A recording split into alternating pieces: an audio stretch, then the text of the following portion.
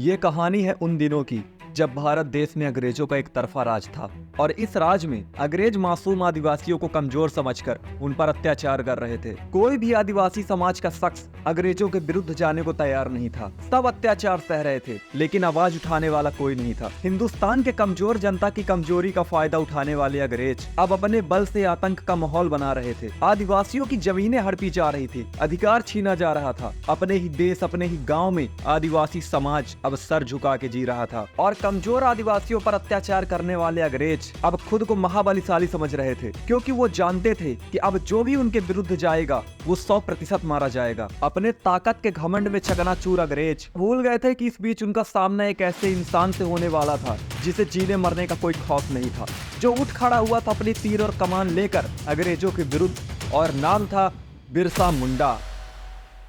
साल 1890 ये वो भयानक साल था जब अंग्रेज और अंग्रेजों के तलवे चाटने वाले रईस साहूकार गरीबों का हक छीन रहे थे। वो छीन रहे थे लोगों की जमीनें, लोगों का घर, और लोगों पर अत्याचार कर रहे थे। लेकिन अब ये अत्याचार बर्दाश्त से बाहर था। इसीलिए मासूम लोगों पर हो रहे इस अत्याचार को खत्म करने के लिए बिरसा मुंडा के द्वारा एक योजना बनाई जाती है और तैयार की जाती है एक भयंकर युद्ध की रणनीति, जिसे नाम दिया जाता है उलगुलान। जनवरी का महीना साल 1895 सैल रकाब नाम के एक गांव के पास डुम्बारी पहाड़ी के ऊपर बिरसा मुंडा और उनके साथी इकट्ठा होते हैं और यहाँ वो सारी योजनाएं बनाई जाती है कि कैसे महाबली अंग्रेजों का संहार किया जाएगा और कैसे खत्म किया जाएगा उनका आतंक। ये योजनाएं बनाने के बाद सभी मुंडा समाज के लोग और बिरसा मुंडा कुछ सालों तक साधारण तरीके से आंदोलन करते हैं, लेकिन अंग्रेज बातों से कहाँ मानने वाले थे। इसीलिए बिरसा मुंडा ने अपने साथियों के साथ युद्ध का आह्वान कर दिया और साल 1898 को उलगुलान आंदोलन की शुरुआत कर दी जाती है। बिरसा मुंडा और उनके साथी अपने अपने हथियार तैयार कर लेते हैं, क्योंकि अंग्रेजों के पास बंदूकें और राइफलें थी, लेकिन बिरसा मुंडा और उनके साथियों ने तीर, कमान, भाले और कुल्हाड़ियों जैसे हथियारों का सहारा लेना ज्यादा उचित समझा और गुरिल्ला युद्ध की नीति अपनाते हुए अंग्रेजों के ठिकानों पर हमला करना शुरू कर दिया। ये हमले रांची और खूंटी नाम के गांवों में किए जा रहे थे। बिरसा मुंडा और उनकी सेना के घातक प्रहार से 200 से ज्यादा अंग्रेजी पुलिस मारी जाती है, लेकिन ये मुंडा सेना अभी भी नहीं रुकने वाली थी। क्रोध में जल रही मुंडा सेना ने अंग्रेजों के 100 से ज्यादा इमारतों पर आग लगा दी थी। जो अंग्रेज खुद को अदम्य और महाबली समझते थे, अब वही अंग्रेज बिरसा मुंडा की ताकत के सामने कांप रहे थे। उनका आत्मविश्वास टूट चुका था और जिन आंखों में कभी अभिमान झलकता था, उनमें अब खौफ की झलक साफ दिखाई दे रही थी। बिरसा मुंडा ने न केवल अपने लोगों को जागरूक किया, बल्कि उस ताकत को भी चुनौती दी जिसे अंग्रेज हमेशा से अजेय मानते थे। उनके लिए बिरसा मुंडा एक ऐसा तूफान बन चुका था जिसकी आंधी से अंग्रेजों का पूरा साम्राज्य डोल गया।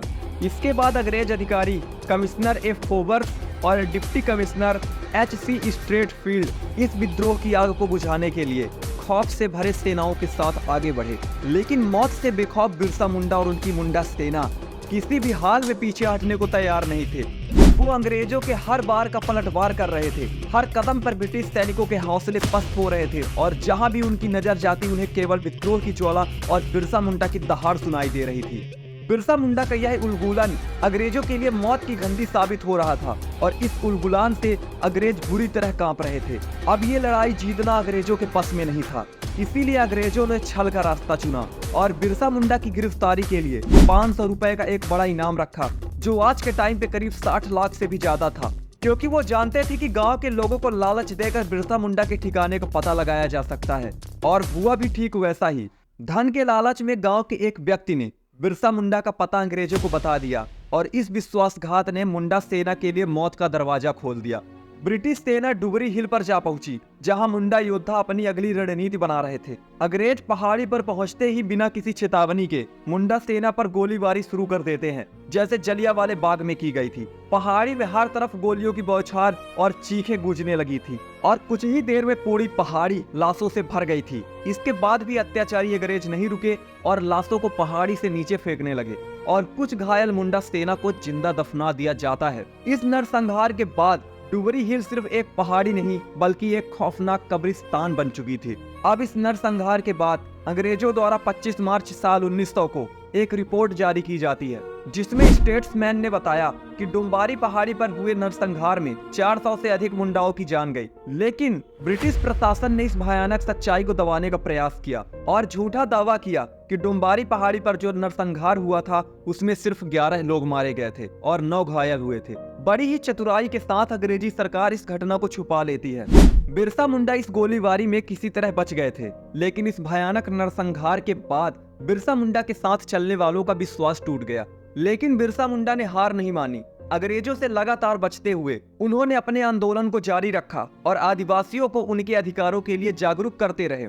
अब बिरसा मुंडा नाम का वो शख्स गांव में हर जगह मशहूर हो चुका था। इतना ही नहीं, दूर दूर तक उनके नाम का डंका बजने लगा।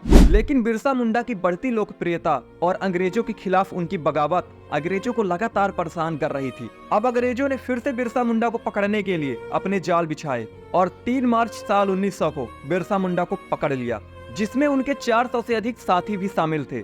और इसमें से बिरसा मुंडा को रांची जेल भेज दिया जाता है और उनके साथियों को अलग अलग जेल भेज दिया जाता है और उन्हें कड़ी से कड़ी सजा दी जाती है। लेकिन बिरसा मुंडा को जेल में कैद रखने के बावजूद कई महीनों तक बिरसा मुंडा के विरुद्ध केस तैयार नहीं किया जाता है। उनके साथ जेल के अंदर उनका जुर्म कबूल करने के लिए अत्याचार किया जा रहा था, लेकिन उन्होंने किसी भी घटना का जिक्र तक नहीं किया। परंतु अंग्रेज लगातार जेल में उन पर जुर्म कर रहे थे, क्योंकि वो जानते थे कि अगर ये अपना जुर्म कबूल नहीं करेगा तो जल्द ही छूट जाएगा। लेकिन अचानक 9 जून की सुबह सुबह उन्हें उल्टियां होने लगी और उनकी तबीयत बहुत बिगड़ गई और कुछ ही देर में वो बंदी गृह में बेहोश हो गए। उनकी जांच के लिए डॉक्टर को बुलाया गया और जब डॉक्टर ने बिरसा मुंडा की नाड़ी देखी तो वो बंद हो चुकी थी। कुछ इतिहासकार कहते हैं कि अंग्रेज जानते थे कि बिरसा मुंडा कुछ ही दिनों में छूट जाएंगे, क्योंकि उन पर लगाई गई धाराओं के अंतर्गत उनके ऊपर दोष साबित नहीं किया जा सकता था। इसीलिए अंग्रेज जबरदस्ती उनका जुर्म कबूल करवा रहे थे। अंग्रेज ये भी जानते थे कि बिरसा मुंडा छूटने के बाद विद्रोह को और विकराल रूप में शुरू कर देंगे,